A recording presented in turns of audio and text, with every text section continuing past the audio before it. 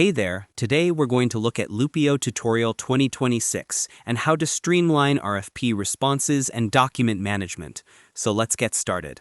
First, log in to your Loopio account.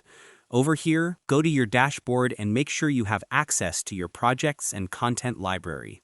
Then begin by creating a new RFP project.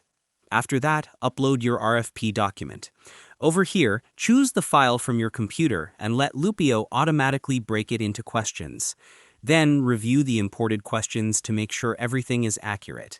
After that, use the magic tool to autofill answers. Over here, Loopio searches your content library and suggests the best responses. Then, insert the suggested answers with one click. After that, assign tasks to your team members. Over here, select the questions and choose who should answer them. Then, set deadlines to keep everything on track. After that, open the library section to manage your content. Over here, update old answers, organize categories, and add new approved responses. Then, save everything so Loopio can use it for future RFPs. After that, review the final document. Over here, check the answers, formatting, and attachments.